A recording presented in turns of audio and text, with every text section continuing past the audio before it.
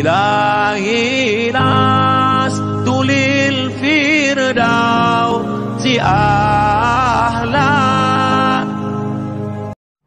Ustadz, adakah doa khusus dibaca ketika hamil dan proses kelahiran? Orang yang hamil itu, dia rentan diganggu oleh jin setan. Karena emosinya labil. Maka dibacanya lah yang menguatkan dia, menjauhkan dia dari godaan setan. A'udzu bikalimatillahi tammati min kulli syaitani wa hammati wa min kulli ainil lammah. Aku berlindung dengan firman Allah dari segala godaan setan dan segala yang mengganggu.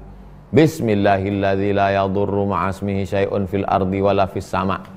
Aku sebut nama Allah. Dengan menyebut nama Allah tak ada satupun yang dapat memudaratkan di bumi maupun di langit. Banyak-banyak selawat. Allahumma salli ala sayyidina Muhammad wa ala ali sayyidina Muhammad.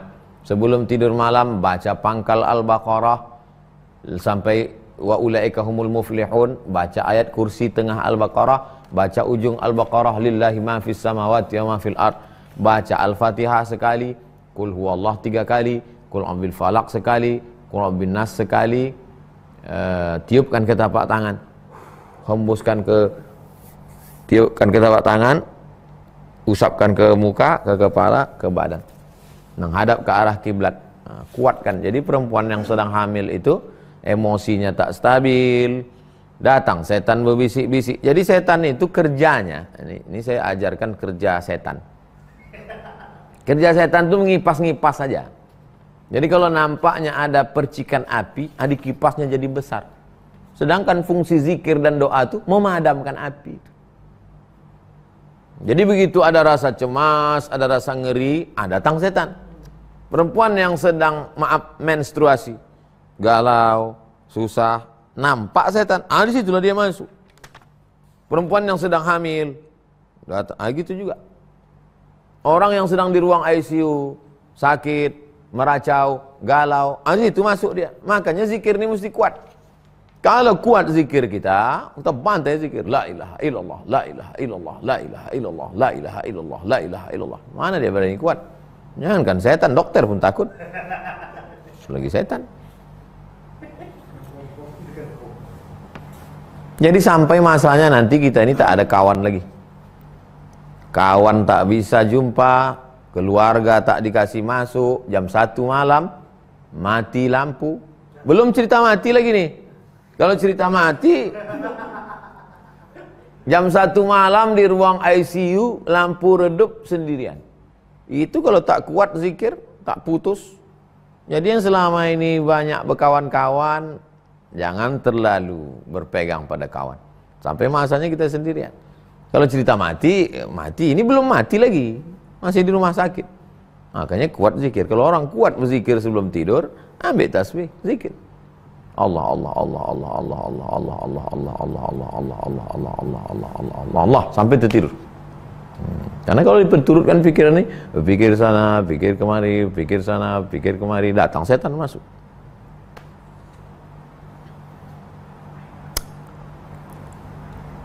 Kalau ada orang menganggap masih muda usah zikir dulu, nantilah agak tua, tak bisa. Man syaba ala syai'in syabba alaih. Siapa yang membiasakan dari muda, itu yang terbawa sampai tua nanti. Jadi tak bisa kita ini ujuk-ujuk, nanti kalau udah tua ini terbiasa sendiri berzikir. Mana? Tengok orang, makin tua makin rajin duduk di warung kopi. Matinya pun tersedak minum kopi. Ustadz, tentang hadis perbedaan pendapat pada umatku adalah rahmat, bagaimana penjelasannya? Ikhtilafu ummati rahmatun. Perbedaan umatku ini rahmat. Kata Imam Jalaluddin Abdul Rahman As-Suyuti, meninggal tahun 911 Hijriah, ini hadis pernah ada sanadnya tapi hilang katanya. Ikhtilafu ummati rahmatun itu, kata dia dulu ada sanadnya tapi hilang. Ya, kalau hilang berarti bukan hadis. Makanya kalau ada yang mengatakan la aslalahu, tak ada asalnya, maksud la aslalahu, la sanadalahu, tak ada sanadnya. Kalau tak ada sanad bukan hadis, tapi maknanya bagus.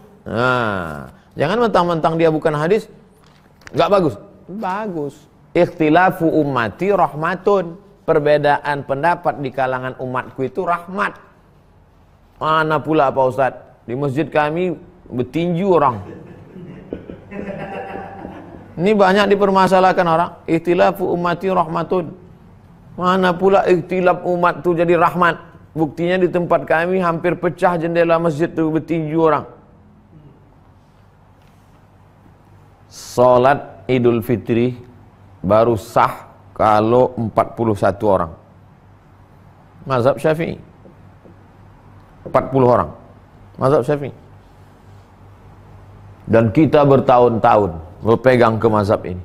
Abdul Somad bertahun-tahun memegang pendapat ini, sudah umur 43 tahun memegang ini.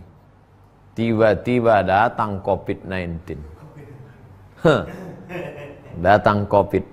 Terus kayak mana sholat Id kemarin? Pakai mazhab Hanafi. Imam satu, makmum beberapa orang. Jadi sholat Id. Nampak ikhtilafu ummati rahmatun. Rahmat. Dan kita mana pula berani kita melawan Imam Syafi'i. Tapi karena darurat kita laksanakan. Salat Id, habis itu khutbah, tercapai. Dan Majelis Ulama Indonesia pun mengeluarkan fatwa itu. Nampak rahmat. Jadi perbedaan fikih di antar ulama itu menjadi khazanah kekayaan yang luar biasa. Begini kata Imam Hanafi, begini kata Imam Maliki, begini kata Imam Syafi'i, begini kata Imam Hambali, begini kata Imam Al-Auza'i, begini kata Imam Ibnu Abi Layla, begini kata Imam Sufyan Ats-Tsauri, begini kata Imam Sufyan Ibnu Uyainah, begini kata Imam Laits Ibnu Sa'ad, begini kata Imam Ja'far. Kekayaan. Assalamualaikum Ustaz. Waalaikumsalam. Bagaimana dengan sikap teman saya yang mengikhlaskan hutang saya terhadap dia dan dianggap sudah lunas? Apakah di akhirat akan tetap menjadi hutang bagi saya? Pak Farul Razi, hutang ini 3 level. Yang pertama, catat tanggalnya.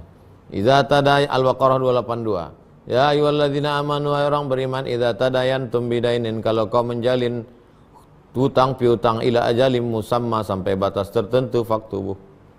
Wal yaktub bainakum katibun bil adli, hendaklah ada penulis yang adil.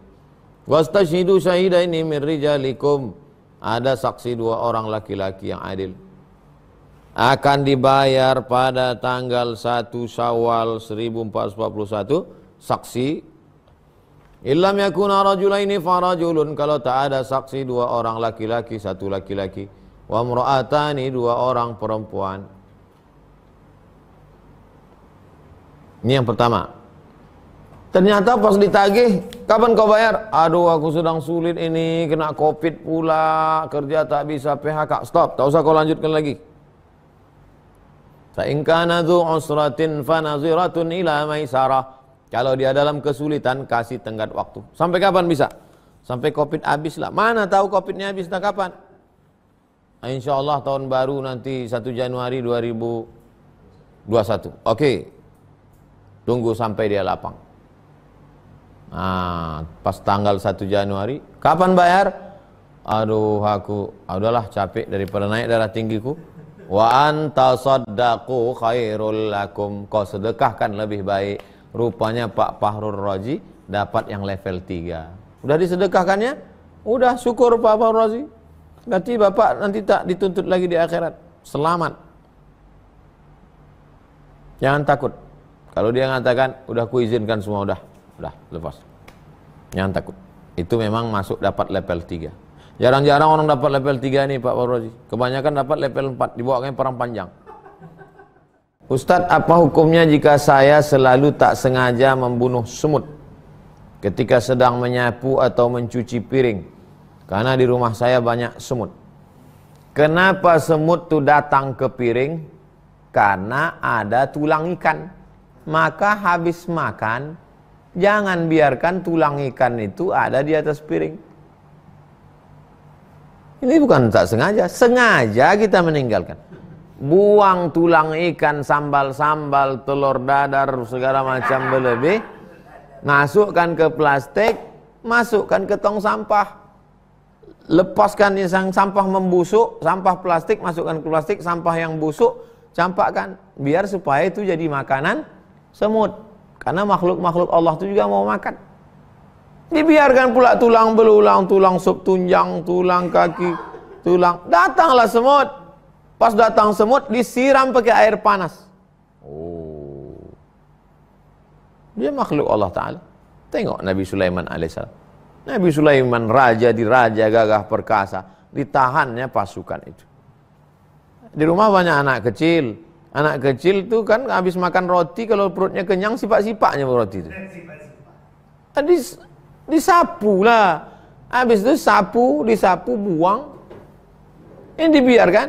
Oh, dibiarkan tentu berdatangan semut. Bukan salah semut tuh, kita yang salah. Kita yang salah. Kita biarkan agak 2-3 jam. Datanglah semut. Pas datang semut baru mengamuk. Wah, ini semut nih datang. Semut tuh kalau boleh dia dikasih suara, mengamuk juga dia. Aku kalau tak ada kue ini, tak ada datang aku sini gitu dia. Karena ada kue berserak, ini aku mau kemari. Ustaz ini mengada-ngada. Ustaz Somad ini mengada-ngada, mana pula bisa semut mengamuk. Tuh, Nabi Sulaiman mendengar semut berkata, ya ayyatuhan namlu dukhulu masakinakum. Hai semut-semut, masuklah kalian ke sarang kalian semua, supaya jangan sampai pasukan Sulaiman menginjak perut kamu jadi pecah. Fatabassama dhahikan, tersenyum Nabi Sulaiman. Jadi kalau kita menjadi pemimpin, maka semut pun mendapat keadilan kita. Jangan biarkan. Lalu kemudian tak boleh membuang air panas di tepi jendela. Buka jendela, orang di kampung kan rumahnya jauh-jauh. Buka jendela, ambil air panas. Puff. Tak boleh. Kenapa tak boleh? Karena ada jin yang lalu lalang. Iya, kalau yang kena itu jin bongak. Kalau yang kena bos premannya,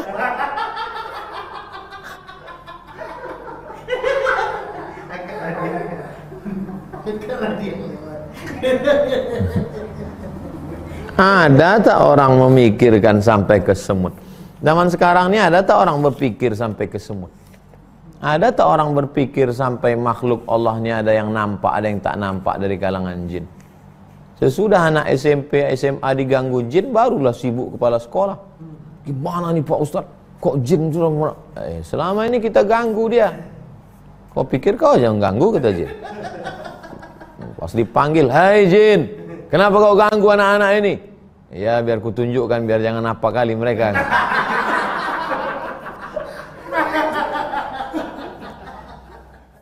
Ustadz, bagaimana cara membersihkan diri dari makanan yang haram? 2. Yang pertama materinya, bendanya. Caranya gimana? Label halal. Halal Majelis Ulama Indonesia. Daging halal. Rumah potong, yang motong juleha. Juru sembelih halal. Ada halal. Jelas. Materinya, bendanya. Yang kedua, caranya. Cara mendapatkannya. Dari hasil bertani, cocok tanam, tanam sawit, tanam karet, tanam palawija. Dari hasil dagang, bisnis. Jangan dari hasil riba. 2 itu saja. Ibu-ibu kalau suaminya pulang bawa duit sekoper, jangan alhamdulillah. Alhamdulillah. Tanya dulu, ini dari mana? Dari mana ini bang? Jangan kau tanya-tanya. Pokoknya halal ini. Dari mana? Aku tak mau anak kita makan haram. Masuk neraka jahanam nanti kita. Oleh sebab itu pentingnya kita menyadari apa yang kita makan. Tak ada gunanya, hidup ini singkat. Berapa lama kita nikmati? Lama-lama sakit mati. Ilahi